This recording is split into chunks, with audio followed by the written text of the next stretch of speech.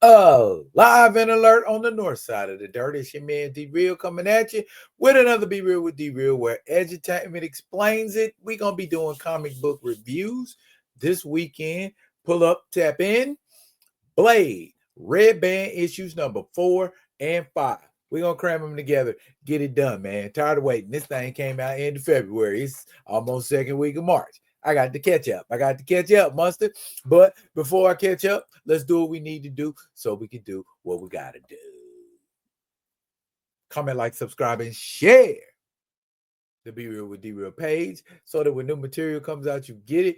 If you're digging with a brother shoveling, put some dirt in my bucket. Comment, like, subscribe, share, edutainment, and we at it for the Rock With Me Nation. Shouts out to the Rock With Me Nation. You rock with me like I rock with you. I rock with you like you rock with me. Let's get to it. My perspective of these two issues is going to be brief, but at the same time, informative. Blake, Red Band, issue number 4. If you ain't familiar with Red Band, bruh, it gets a little graphic sometimes. Let me give you a synopsis of issue number 3 so you know what you're coming into with issue 4, or if you missed the video for issue 3. To stop Pontious, that's the primary protagonist, Blade has joined in a fraught alliance with fellow vampire hunter Elena. Unfortunately, Pontious beat them to their only lead, Elena's friend, and used her remains to warn Blade off in a macabre message. Tired of the carnage, Elena set a trap for Pontious, using Blade as bait. Yeah, she put some hot slugs in bait, man. I mean, in Blade, excuse me. And when we open up the story, we're getting not the story of what's going on with Blade, but a young Roman citizen who seems to have gotten home too late, kind of Maximus style, to see his family dead. And there's somebody in his home trying to tell him about it. And he said he watched his family die. This guy who watched his family die said he was the first violence, and his name is Cain. The first violence? Cain? Biblical Cain? As in Cain and Abel? That would make him older than Dracula. Okay. So, a lord of the vampires, not the lord of the vampires. Eventually, this fella tries to end Cain, if only it were that simple. It is not, and eventually they end up doing what always happens. Cain tired of being alone, so he like, here, drink my blood and live forever. And so, are we saying one of the most well-known supernatural creatures of all time, vampires, got their genesis, no pun intended, from biblical origins? From divine origins, almost? That is some interesting writing, Mr. Hill. But I like it. Let's flash forward. Blade got some slugs put in him, but for those of us that know Blade and his capabilities, no, that wasn't enough to off Blade, especially since in Bryan Hill's 10-issue run on Blade, we found out he got a power amp from Dracula. So no, bullets really ain't about to stop him.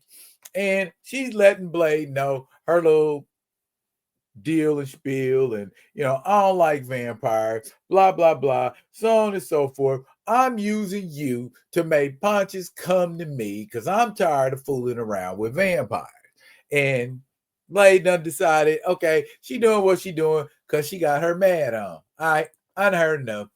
I'm going ahead and bust up out of here. Blade breaking chains. Okay, that's superhuman level strength. For those of you that don't know, if you could just flex in a chair and break chains, you got superhuman strength. That not peak human. That's superhuman. And now when she tried to put slugs in him, he did the he did the blood mist thing on her and said, let's put an end to this foolishness. Calm your behind down. Whatever you dealing with, I understand. But right now, we got incoming and we need to work our shit out. Abridged version.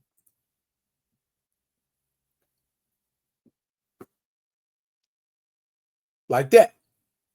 And eventually, they do work their shit out.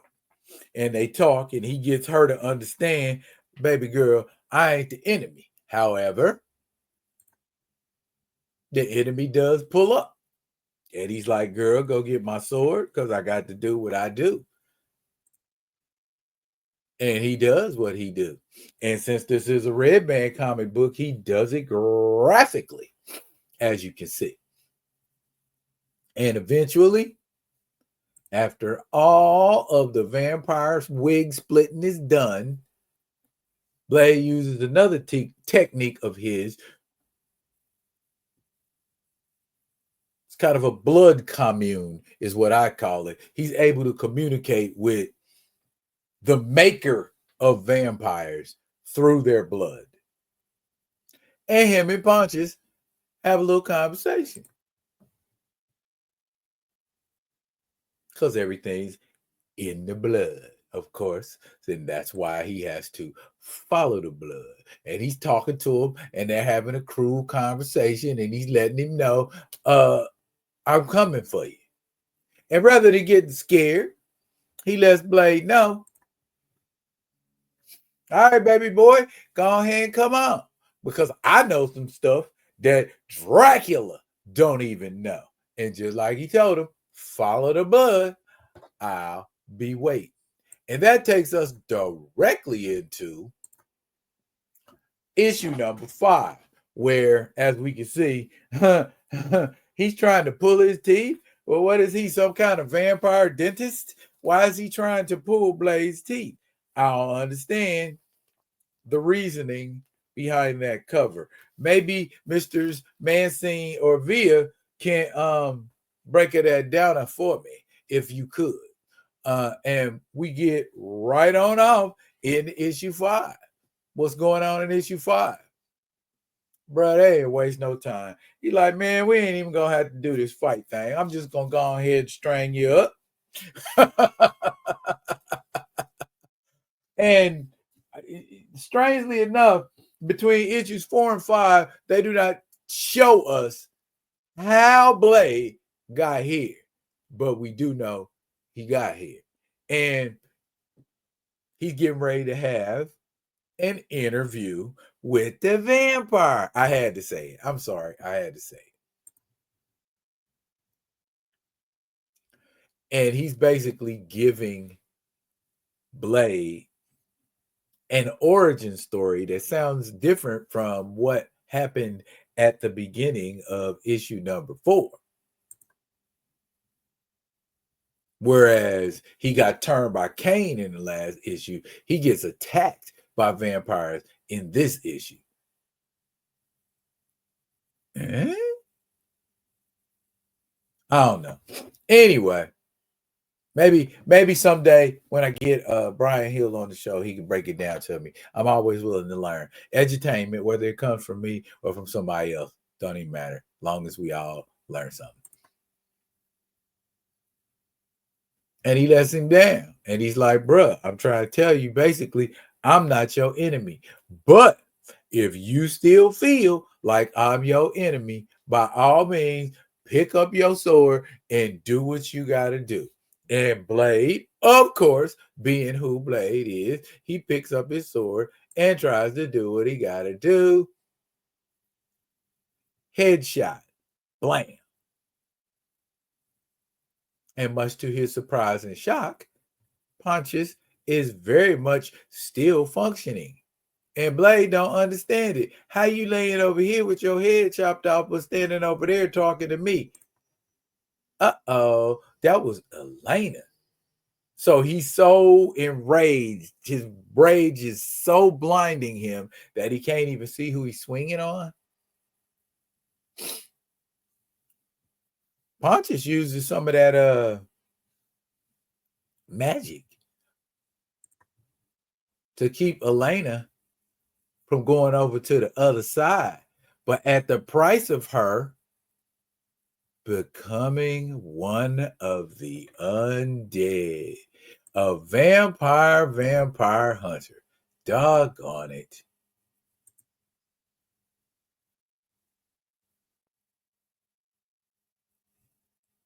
And now he's letting Eric see. This is why I do what I do, Eric. This is why I'm off into this little area telling people to mind their business, because what goes on here in my little neck of the woods is none of your concern. He's got a vampire village. You know what I'm saying? Seems like there's a lot of that going around. Dracula done already asserted a vampire nation, and now this man is asserting a vampire nation. Hey, that's why I say maybe vampires ain't the sinister evil things we'd have made them out to be. Maybe vampires are just like people. There are good vampires and there are evil vampires. Why must we assume that they are all evil? Because, see, look at that young fella. He said, you're going to help us. Thank you, Blade. Thank you, Blade. Thank you, Blade. Notice, shouts out to the artist. Blade still healing from them gunshot wounds.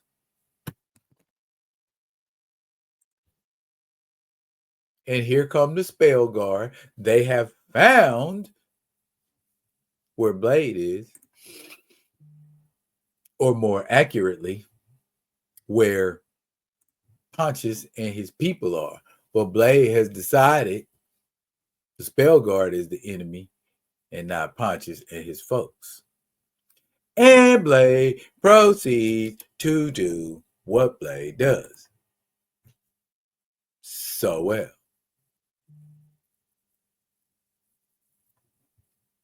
And this is sort of a catharsis, if you will, for Blade, because Varney tells him,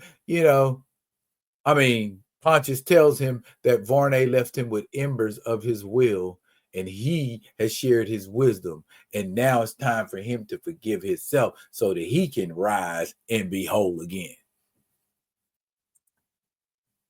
whilst dismembering others. I love the symmetry of that.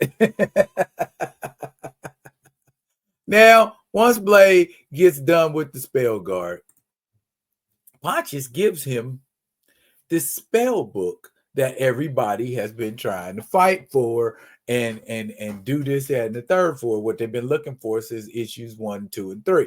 Now he's got it. Pontious is giving it to him, and he's told him, I know most of it. Most of the secrets in that book's in my head anyway. But leave me alone. And Blade lets him know, hey, if you do any of that effery, and he like, yeah, whatever. Just know that we are cursed, but we can be forgiven and move on. Meanwhile, at the Spellguard, somebody's reporting in saying that they failed. The boss says not yet, hits him with some green energy and looks like he vaporizes him. And then we got one of those the end type of endings. There could still be some stuff going on that we ain't aware of yet, or that has yet to happen. Did this book end on a cliffhanger?